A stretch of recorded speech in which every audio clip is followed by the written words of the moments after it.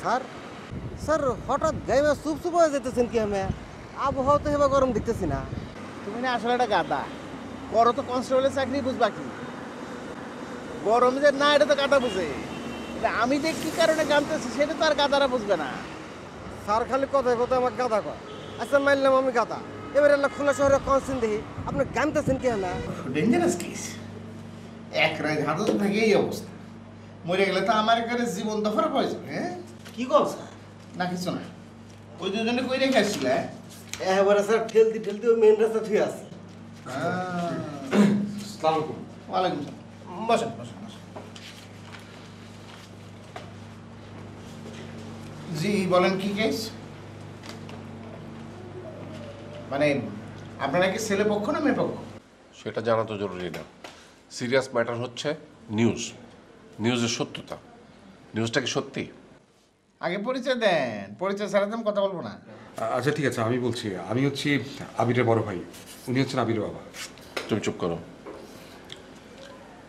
নিউজটা কি সত্যি?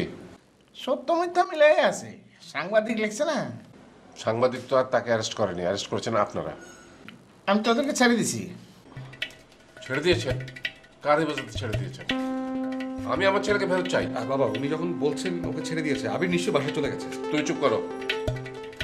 অফিসার, আপনি কি জানেন আমার এই ছেলে জীবনে কোনোদিন কোনো পরীক্ষা সেকেন্ড হয়নি? আপনি আমার ছেলেকে দিন, আমি তাকে ফেরত দিতে এসেছি। আমি তো অনেক আগে ছেড়ে দিছি, এখন আপনার ছেলের আমি কোথায় পাবো বলেন? সেটা তো আমার জানার দরকার নেই, আমি আমার ছেলেকে চাই। আর ওই মেয়েটিকে? আপনার ছেলের বন্ধু, কেন আপনি চিনেন না? না, এই বয়সী ছেলেদের মেয়ে বন্ধুদের ছবি দেখে চেনা যায় না।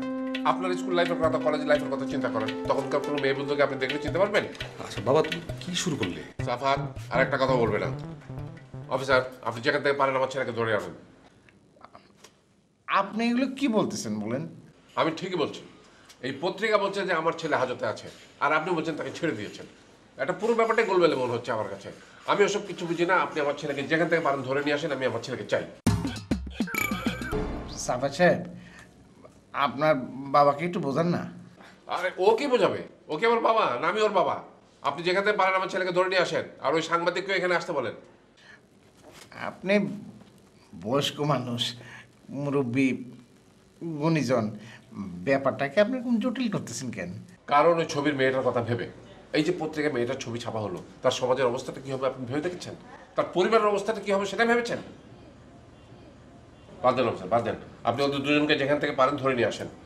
তা না হলে কিন্তু আমি বলে দিচ্ছি আমি আইজি পর্যন্ত দৌড়বো। আচ্ছা বাবা তুমি চুপ করো না। ঠিক আছে, আমি দেখতেছি। আপনি বাসার ঠিকানাটা দিয়ে যান। সাবা তোমার কার্ডটা দাও।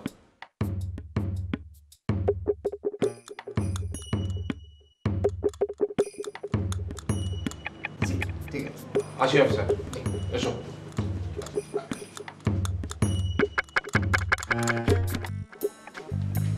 ওই দুইটারে আগে পাইয়া নেই, তারপর আমি তোমার বদলির ব্যবস্থা করতেছি। কানবা না। স্যার আপনি আবার আমার বদলির কথা বলতেছেন। আমি আপনাকে বলছি আমার হার্টের প্রবলেম আছে, এই থানা স্যার অন্য স্যার আমি ডিউটি করতে পারবো না। আর স্যার এখানে আমার কি দোষ? আমার কি দোষ? তোমারে কে বলছিল ওই দুইটারে ধরে নিয়ে আসতে? কি করবো স্যার কন? দূরে না নিয়ে এসে কি উপায় আছে?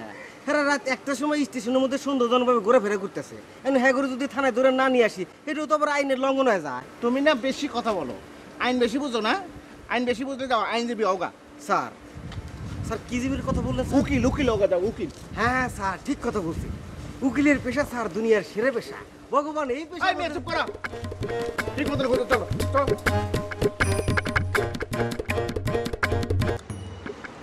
স্যার স্যার হঠাৎ গাইমা চুপ চুপ হয়ে যেতেছেন কি আমি আবহাওয়া তো হেবা গরম দেখতেছি না। তুমি না আসলে একটা গাদা করো তো কনস্টেবলের চাকরি বুঝবা কি গরম যে না এটা তো গাদা বুঝে আমি যে কি কারণে গামতেছি সেটা তো আর গাদারা বুঝবে না। স্যার খালি কথায় কথায় আমার গাদা কয়। আচ্ছা মানলাম আমি গাদা, এবার এলা খোলা শহরে কনসিন দেখি আপনি গামতেছেন কি না।